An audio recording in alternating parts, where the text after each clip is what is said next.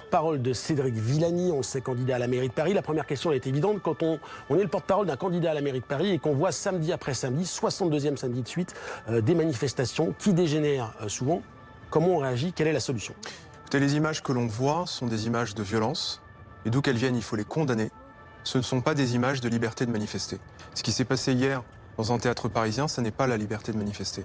Ce qui se passe avec des commerçants qui ont connu une perte de chiffre d'affaires, 20%, 30%, 40% dans certains quartiers parisiens, ce qui se passe aujourd'hui, y compris dans des théâtres, dans des librairies, c'est-à-dire dans des lieux de vie et d'activité sociale et économique de notre capitale, ça n'est pas à la hauteur de notre démocratie. Et donc il faut que chacun retourne aujourd'hui à la raison, qu'on ait un débat sur la réforme des retraites, qu'il y ait des oppositions, c'est parfaitement légitime.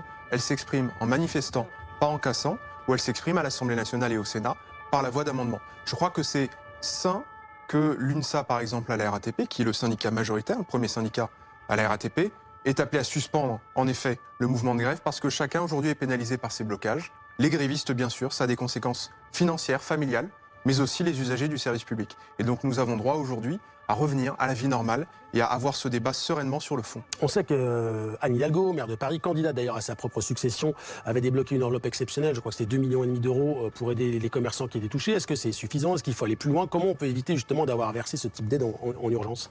C'est parfaitement légitime. Au moment des Gilets jaunes, c'était le même mécanisme. On exonère de certains impôts locaux, notamment les droits de terrasse. Il y a aussi des dispositions qui ont été prises par le gouvernement, d'exonération de cotisations sociales, par exemple. Il faut les maintenir lorsqu'il y a des mouvements de perte de chiffre d'affaires importantes. Je rappelle un chiffre. Sur l'hôtellerie, par exemple, et la restauration, c'est plus de 700 millions d'euros de pertes en un mois. Donc c'est conséquent. Et ça a des conséquences sur l'emploi. On a aujourd'hui des milliers de salariés qui sont en chômage partiel. Donc il faut soutenir l'emploi local, l'activité économique. Bien sûr, c'est la capitale, nous sommes une ville riche, mais néanmoins, il ne faut pas que des ménages modestes ou des travailleurs pauvres en pâtissent simplement à cause de ces blocages ou de ces grèves.